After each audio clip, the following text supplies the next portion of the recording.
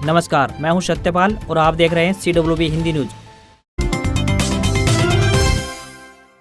रेवाड़ी में फोटो खिंचवाने की होड़ में भिड़े बीजेपी नेता कोसली के MLA लक्ष्मण यादव और पूर्व मंत्री विक्रम ठेकेदार ने एक दूसरे को धकेला, वीडियो हुआ वायरल। हरियाणा के रेवाड़ी जिले में आयोजित भाजपा की तिरंगा यात्रा में फोटो फ्रेम के चक्कर में बीजेपी के दो नेता आपस में उलझते दिखाई दिए। दोनों ने एक दूसरे को धकेला और इसका वीडियो सोशल मीडिया पर तेजी से वायरल हो रहा है। दरअसल आजादी के अमृत महोत्सव के तहत रविवार को कोसली से भाजपा विधायक लक्ष्मण सिंह यादव की तरफ से पैदल तिरंगा यात्रा निकाली गई थी। इस मौके पर भाजपा प्रदेशाध्यक्ष OP धनखड़ भी इस यात्रा में शामिल होने पहुंचे थे। दोनों सीनियर नेताओं के बीच हो रही इस तनातनी से वहां मौजूद भाजपा प्रदेश अध्यक्ष OP धनखड़ भी असहज दिखाई दिए। दोनों के बीच फिलहाल 36 का आंकड़ा चल रहा है।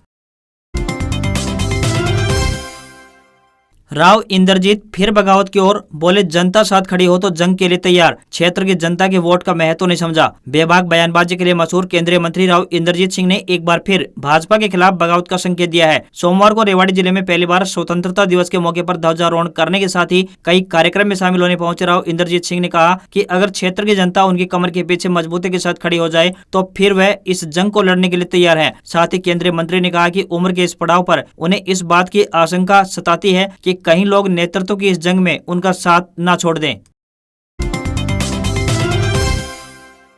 कांग्रेस ने निकाली आजादी गौरव यात्रा, भूपेंद्र हुड्डा बोले पहले सब कुछ आता था बाहर से, आज हम भेजते हैं विदेश में। हरियाणा के रोहतक में कांग्रेस ने सोमवार को आजादी गौरव यात्रा निकाली, जिसमें मुख्य अतिथि के रूप में पूर्व CM भूपेंद्र सिंह हुड्डा पहुंचे। इस दौरान रोहतक के विधायक भारत भूषण बत्रा, कलानौर से विधायक शकुंतला खटक भी, पूर्व मंत्री अनिल दांगी सहित अन्य कांग्रेसी नेता व कार्यकर्ता शामिल हुए। पूर्व CM भूपेंद्र सिंह हुड्डा ने कहा कि अंग्रेजों से आजादी दिलाने में देश के अनेक सपूतों ने अपनी जान न्यौछावर कर दी, जिनकी कुर्बानी को कभी भुलाया भी नहीं जा सकता। आज उन देशभक्तों की बदौलत हम खुली हवा में सांस ले पा रहे हैं। देश को आजादी दिलाने वाले देशभक्तों को नमन करते हुए उन्हें श्रद्धांजलि दी। भूपेंद्र सिंह हुड्डा ने कहा कि आजादी के समय देश के पास अधिक संसाधन नहीं थे, जिसके कारण अनाज से लेकर अन्य सामान तक बाहर विदेशों से मंगवाना पड़ता था। लेकिन आजादी के बाद देश ने निरंतर तरक्की की है। देश खुद आज इस स्थिति में पहुंच गया है कि न केवल देशवासियों के लिए अनाज व अन्य सामान का उत्पादन कर रहा है, बल्कि विदेशों को भी सप्लाई कर रहा है। विदेश भी भारत पर ही निर्भर है।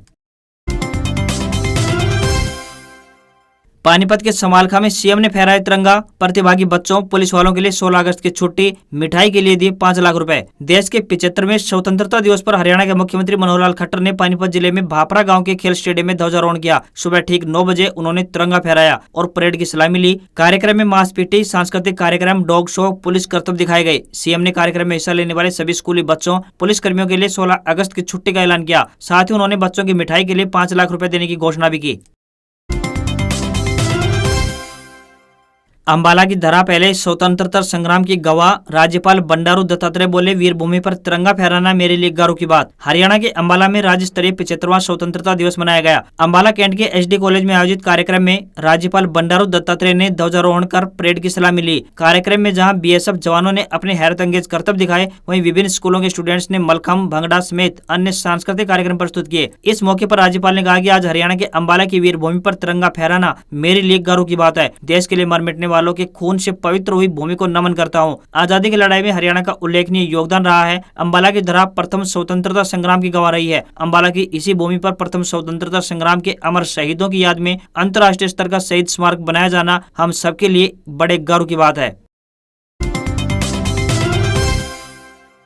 असंध में स्पीकर ज्ञानचंद गुप्ता ने फहराया तिरंगा, बोले आजादी से बड़ा कोई पर्व नहीं, पूरा विश्व भारत का लोहा मानता है। हरियाणा के करनाल के असंध में विधानसभा अध्यक्ष ज्ञानचंद गुप्ता ने सुबह 9 बजे तिरंगा फहराया। इस दौरान उन्होंने प्रदेश भर में सरकार द्वारा चलाई जा रही जन कल्याणकारी नीतियों के बारे में बताया। वहीं करनाल में सांसद संजय भाटिया, इंद्री में विधायक सुभाष सुधा और घरोंडा में गोला चिक्का के विधायक ईश्वर सिंह ने झंडा फहराया। करनाल की 5 विधानसभा क्षेत्रों में तिरंगा फहराया गया। हरियाणा के इतिहास में पहली बार उपमंडल में जिला स्तरीय कार्यक्रम का आयोजन किया गया। ज्ञानचंद गुप्ता ने सुबह 9 बजे तिरंगा फहराया और उन्होंने परेड का निरीक्षण किया और सलामी ली। इस मौके पर विधानसभा अध्यक्ष गुप्ता ने अपने संबोधन में देश के आजादी के लिए शहीद होने वाले वीर शहीदों के सम्मान में अपने विचार प्रकट किए और स्वतंत्रता सेनानियों के परिजनों को सम्मानित किया।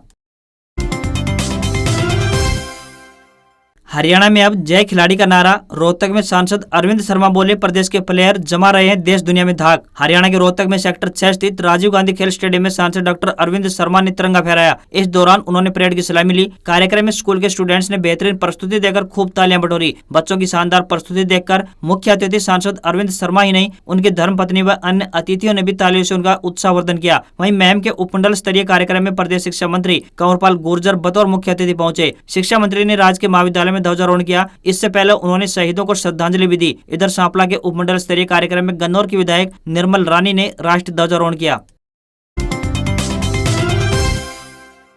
DEd Haryana admission 2022 update. Haryana DElEd course में दाखिले की प्रक्रिया हुई शुरू। हरियाणा डीएलएड एडमिशन की प्रक्रिया कल मंगलवार से शुरू हो रही है। इसके लिए इच्छुक उम्मीदवारों को आधिकारिक वेबसाइट www.dedharyana.org पर जाना होगा और ऑनलाइन फॉर्म जमा करना होगा। हरियाणा डीएलएड 2022 आवेदन प्रक्रिया पूरी होने के बाद चयनित उम्मीदवारों की मेरिट सूची जारी की जाएगी। जिन उम्मीदवारों का नाम मेरिट लिस्ट में आएगा उन्हें काउंसलिंग के लिए बुलाया जाएगा। जनरल कैटेगरी के लिए 500 रुपए और SC/BC के लिए 275 रुपए फीस रखी गई है। हरियाणा डीएड प्रवेश परीक्षा में भाग लेने के लिए उम्मीदवार को हरियाणा का मूल निवासी होना चाहिए। Board of school education Haryana Bhiwani से सीनियर सेकेंडरी यानी कक्षा 12वीं या फिर समकक्ष डिग्री या उत्तीर्ण होना चाहिए। 12वीं कक्षा में कम से कम 50% अंक प्राप्त करने चाहिए। राजस्थान में आज और कल भारी बारिश का अलर्ट। 11 जिलों में होगी बरसात। बांधों से लगातार छोड़ा जा रहा है पानी। राजस्थान में मानसून की मेहरबानी बनी हुई है। पिछले 24 घंटे में जयपुर के आसपास के क्षेत्र में 2 से लेकर 5 इंच तक बरसात हुई है। राजस्थान और MP में हो रही बारिश के चलते काली सिंध, चंबल नदियों में लगातार पानी आ रहा है। इसके चलते कोटा संभाग में बने बड़े बांधों से लगातार पानी छोड़ा जा रहा है। मौसम विभाग ने आज और कल 2 दिन 11 जिलों में भारी बारिश की चेतावनी दी है। आज देर शाम तक इस सिस्टम के असर से कोटा उदयपुर संभाग के झालावाड़, प्रतापगढ़, बारां, डूंगरपुर, बांसवाड़ा, उदयपुर जिलों में कहीं कहीं भारी बारिश हो सकती है। अगले 24 से 36 घंटे के दौरान दक्षिणी राजस्थान से आगे पश्चिम में पाकिस्तान की तरफ मूव करेगा, जिससे जोधपुर संभाग के बाड़मेर, जालौर, पाली, जोधपुर, जैसलमेर जिलों में मंगलवार को भारी बारिश होने का अनुमान है।